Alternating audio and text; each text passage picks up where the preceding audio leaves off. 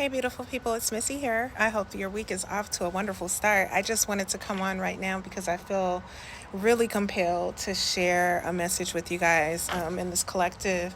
So, of course, if this is your first time seeing me, or I've come across your For You or your timeline, understand that it's been divinely orchestrated, okay, for you to receive through me. So, take what resonates and then whatever doesn't fly, don't try to apply it in any way, shape, or form.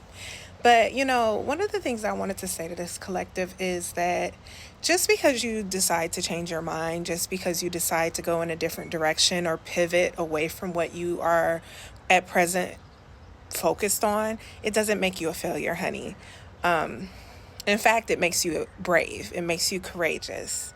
I know that we all sort of grew up thinking that, we had to finish things that we started. We had to clean our plates when we asked for things. We had to, invest our time, energy, and love into things if that's what we committed to. But I'm here to tell you this is a new age. This is a new day. This is a new opportunity for us to reprogram our thinking.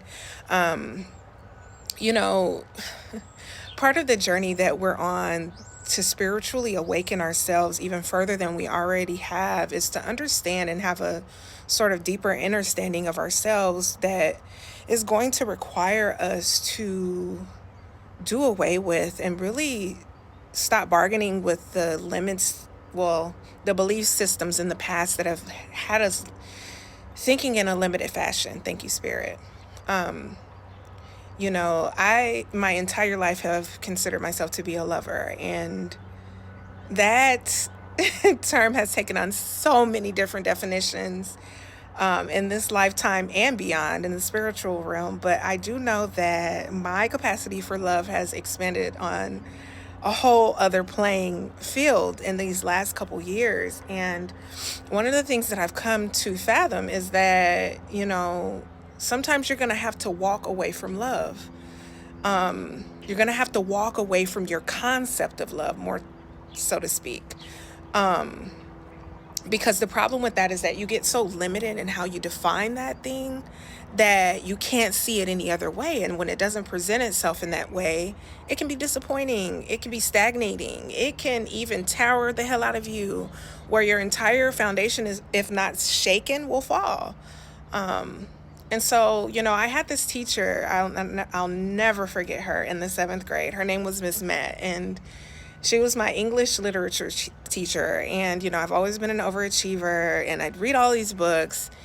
And she was, you guys, when I say overachiever, like I was an overachiever. Like I didn't want to go play on the playground. I didn't want to like participate and engage in that way. I wanted to read books. I wanted to learn. I wanted to know more. And I still am very much that way.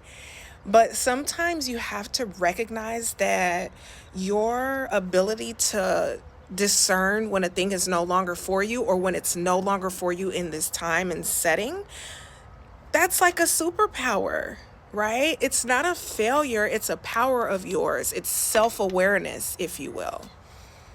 And to have self awareness is to love oneself, right? That's how I envision being aware of yourself and utilizing that as a catalyst to further love yourself, like to know when to throw in the towel, to know when to close that book because it ain't hitting like it should, to know when to turn the TV off because you don't like the show that you originally thought that you would like upon starting it, to know that you don't have to be tied to a particular expectation, to know that you can unattach from any expectation and just allow things to flow. That is in itself love. So I want to tell you, collective, especially those that this is resonating for, because if you're still here, it got to be hit in some way, right? And I'm seeing a lot of fours right now. There's protection energy all around you. So there's nothing to fret whatsoever. But do not allow the feeling or this fear or this notion of failure to supersede the discernment that lies within you, to supersede your intuitive power. I cannot talk today. Somebody probably needs to clear their throat chakra. Because I feel like I'm just doing this and this and this. But anyway, Yeah, I just want to be sure that you know that your change of mind, your change of heart, right, doesn't make you a failure. Um, in fact, we talk so much about self love that sometimes I think we get away from the true definition of it.